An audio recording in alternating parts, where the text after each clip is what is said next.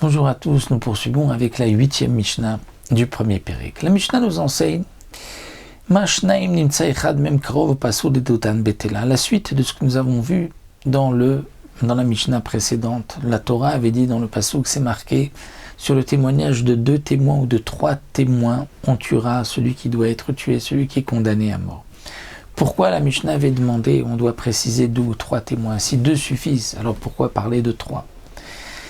La Mishnah continue et nous dit Mashnaim, de la mer que 2, Nimtsa Echad Mem Karov Pasoul et Doutan Betela. Lorsque, parmi ces 2 témoins, il y a un des 2 qui est un proche parent de la victime ou de celui du condamné, ou un des 2 est Pasoul, c'est-à-dire qu'il n'est pas un témoin cachère, c'est un voleur, eh bien, Doutan Betela, le témoignage des 2 s'annule. Eh bien, Av Shlosha, on va apprendre de ce Ekesh entre 2 et 3 que même si nous avons 3 témoins et que un des 3 est Pasoul, un des 3 est un proche parent, tout le témoignage s'annule. Av Shlosha, même Karov Pasoul, Tan Betela, même 3, si un des 3 est un proche parent ou Pasoul et doute, le témoignage s'annule et on ne dira pas de toute manière il y en a 2 qui sont cachères. Tout est annulé.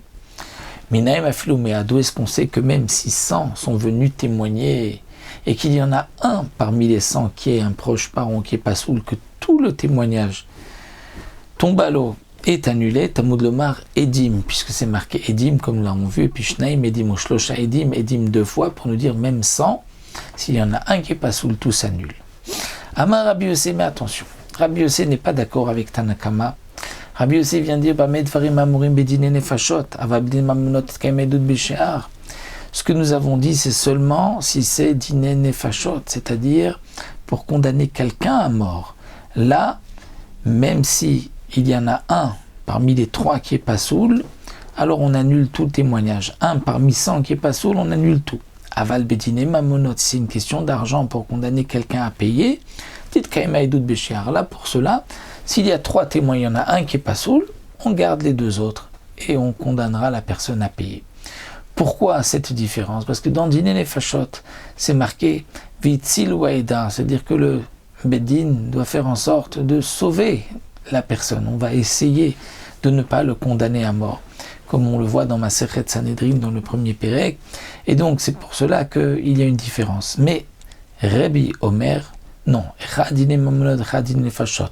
il n'y a pas de différence entre dîner mamlod et dîner fachot. Dans tous les cas, s'il y a un des témoins qui est proche parent ou pasoul, tout s'annule. Ve'matai. Mais dans quel cas, lorsqu'il y a un des témoins qui est proche parent, tout s'annule, bisman shehitru ba'em. C'est lorsque ce témoin, donc on va reprendre dans dîner les fachot, dans quel cas c'est bisman shehitru ba'em, c'est-à-dire que s'ils étaient 3 et que les 3 ont fait une atra, on dit à cette personne, à dire Rouven, attention, ne tue pas, parce que si tu vas le tuer, on va te condamner au Beddin. Eh bien, dans ce cas-là, puisque les 3 ont participé à la atra, donc on considère que les 3 forment un même groupe et que si un des 3 est pasoul ou karov, tout s'annule. Aval bisman shelo yitru ba'em. Mais si les 3 n'ont pas participé à la Hatra'a, et donc ils ne pensaient pas les 3 témoigner, alors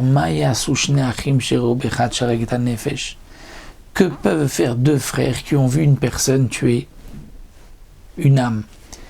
C'est-à-dire que 2 frères étaient présents avec un étranger et ils ont vu un meurtre, Réhouven qui tue Shimon. Un des 2 frères peut aller témoigner avec l'étranger, avec la 3e personne. Pourquoi? Puisque les 2 frères ne pensaient pas sur le moment témoigner. Ils n'ont pas participé tous les 2 à la Hatra. Lorsqu'on participe à la Hatra ensemble, alors c'est dans ce cas-là qu'on montre bien que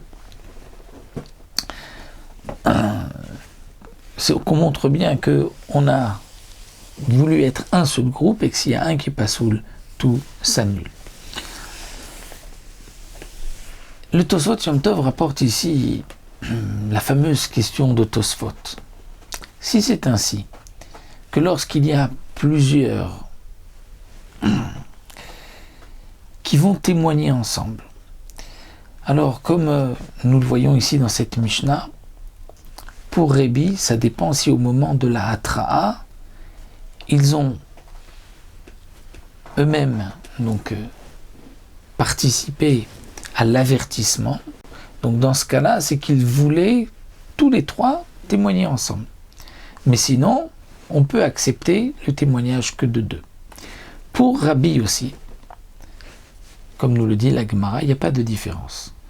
Même si ils n'ont pas participé les trois à la Hatra, mais ils viennent les trois au Bédine, les trois ont vu, et il y a un des trois qui est pas soul, tout s'annule. Alors la question de Tosfot est, si c'est ainsi, comment va-t-on, dans un mariage ou dans un guet, pouvoir procéder au mariage, puisqu'on a besoin de deux témoins, et il y a toujours de la famille qui est présente. Et donc pour Rabbi aussi, même s'ils n'ont pas pensé être témoins, puisque pour Rabbi aussi, il n'y a pas de différence si le Karov a averti avec les autres ou pas. Donc dans un mariage, il n'y a pas de Hatra'a, mais si les trois sont présents, il y a des proches qui sont présents, donc tout s'annule. Donc c'est pour cela que des Rishonim répondent qu'on va à l'avance préparer et dire il n'y a que ces deux-là qui sont témoins et on va exclure toutes les autres personnes présentes. On dira que les autres personnes, eux, ne font pas partie du témoignage et donc de cette manière on garde que les Edim Ksherim. Voici pour cette donc 8e Mishnah. On se retrouvera encore avec une Mishnah concernant le tsirouf de témoins comme nous le verrons Bezrat Hashem.